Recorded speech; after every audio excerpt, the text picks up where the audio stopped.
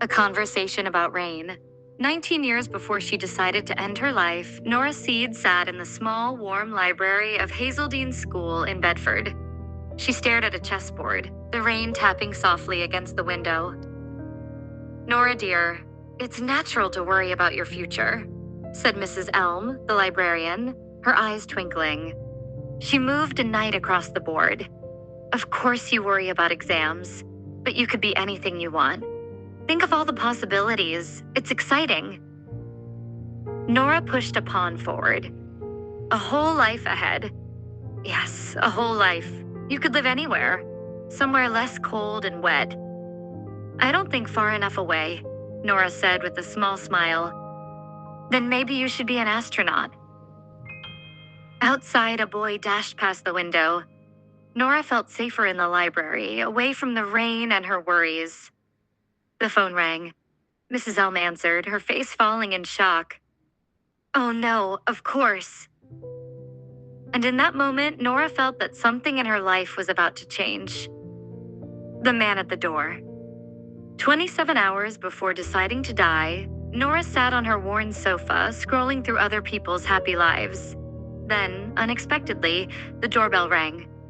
She hesitated, still in her oversized t-shirt and tartan pajamas, but slipped on her slippers and opened it. It was Ash, tall, boyish, and unexpectedly sweaty from a run. Seeing him made her feel both self-conscious and comforted. "Ash," she said, smiling, "it's good to see you." His tense expression betrayed something heavy. They exchanged small talk, running the Bedford half, but the silence between them grew. Then he mentioned Volts, her ginger cat. "I'm afraid he's dead," Ash said softly. Heart sinking, Nora followed him outside to the wet street. There lay her cat, lifeless yet peaceful. She felt grief, yes, but also a sharp, unexpected twinge of envy at Volt's quiet, pain-free state. String theory. 9.5 hours before deciding to die, Nora arrived late for her shift at string theory, still mourning her cat Volts. She explained to Neil, her kind but quirky boss, about her sleepless night and the hurried morning. Neil, leaning back thoughtfully, reminded her of her talents and potential. "You've got so much going for you, Nora. It's never too late to pursue a dream," he said, citing her philosophy degree, piano teaching, and past swimming achievements. But Nora felt trapped, her dreams long abandoned, her hometown confining, and life full of pressures she couldn't escape. Neil's words reminded her of choice and freedom, but she hesitated, weighing practicality against possibility. She wanted to be happy, yet a soul sickness lingered. Her small victories felt hollow in the shadow of unfulfilled potential. Then, after a tense pause, Neil's tone changed. "I'm afraid, Nora. I'm going to have to let you go." The words hit her like a physical blow. The shop, her routine, her safety net. It was gone. And in that moment, the fragility of her life, her choices, and her future pressed down harder than ever. To live is to suffer. 9 hours before deciding to die, Nora wandered through Bedford, the town a blur of memories and quiet despair. Every familiar corner carried its weight. The sports center where her late father once watched her swim, the Mexican restaurant where she'd taken Dan for fajitas, the hospital where her mother had undergone treatment. Dan had messaged her the day before. "Nora, I miss your voice. Can we talk?" She couldn't reply. Not because she didn't care, but because she feared hurting him again. She had already left chaos in her wake, ending their would-be wedding just days ago, leaving both their lives unsettled. Life, she thought, was a constant drift toward chaos. Jobs lost, plans ruined, pain piling up. Entropy wasn't just a law of physics. It felt like a law of existence.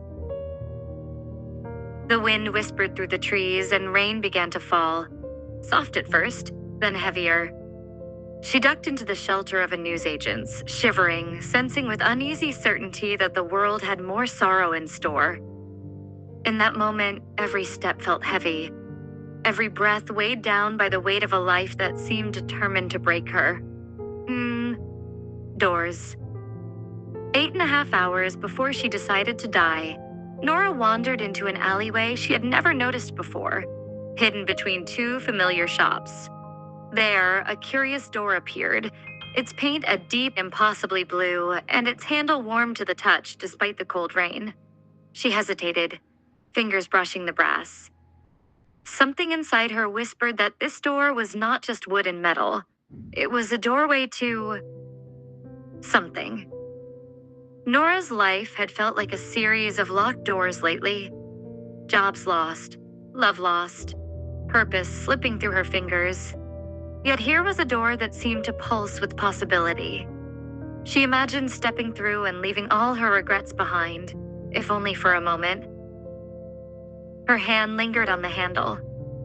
Behind the door, she could almost hear whispers of other lives. Lives she could have lived, choices she could have made, happiness that had once seemed impossible. Fear and curiosity battled inside her, but the pull of the unknown was irresistible. With a deep breath, Nora turned the handle, and the world behind her shifted, as if the universe had been waiting for her to notice this door all along. How to be a black hole. 8 hours before she decided to die, Nora sat in her dark apartment, feeling the world pull her inward, like a quiet, merciless black hole. Everything seemed lost. Her job, love, hope. She realized that life could feel like an endless gravity, and the more you resist, the faster you're drawn down. But in that darkness, a strange thought came to her. What if she could act like a black hole? Absorb all the pain and despair, yet somehow create something within that could shine. Maybe, even in the smallest way, light could escape from the darkest corners. She told herself that perhaps controlling and accepting life with all its failures is what keeps people alive.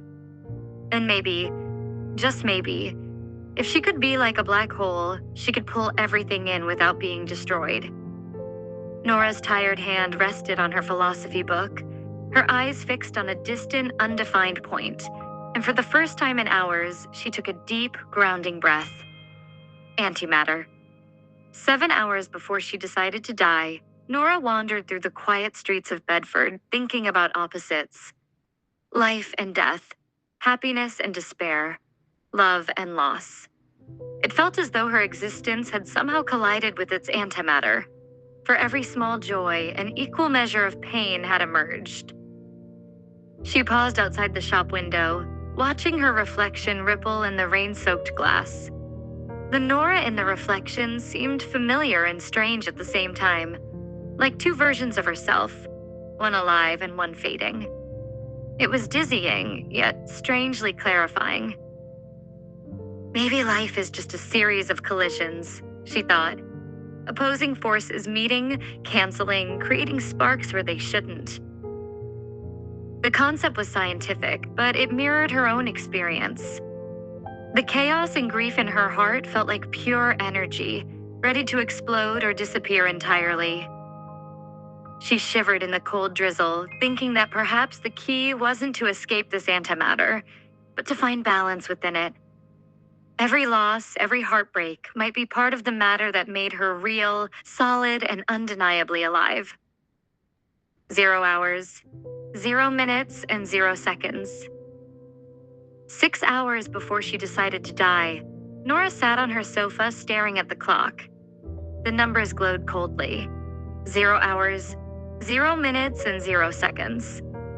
Time itself felt paused, mocking her, daring her to move forward or stop altogether. Every tick she imagined was a heartbeat fading into silence.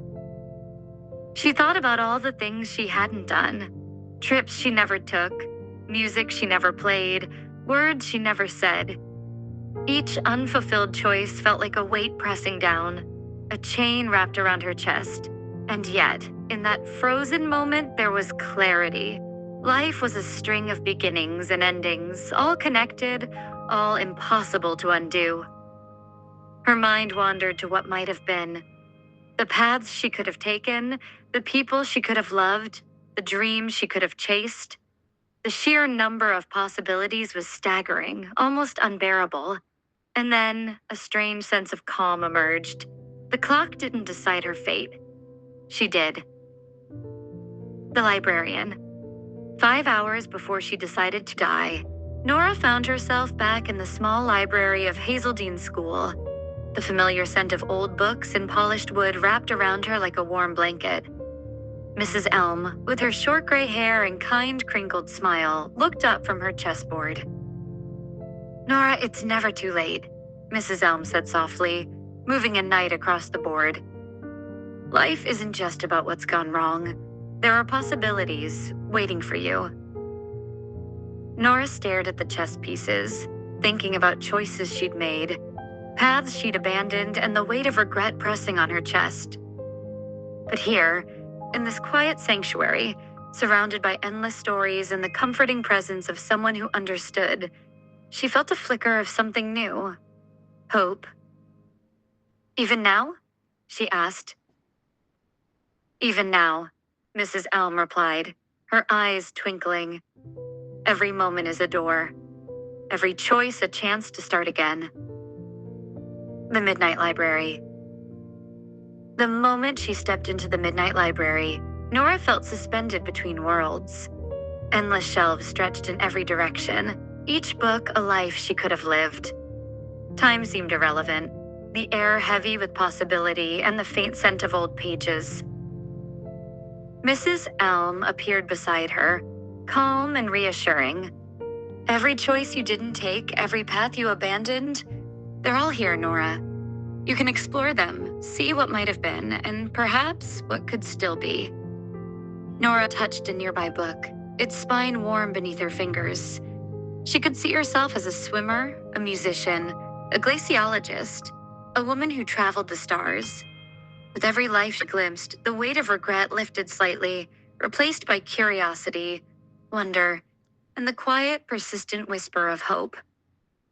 For the first time in years, she understood that life wasn't just about endings. It was about choices. And each book, each door, was a chance to begin again.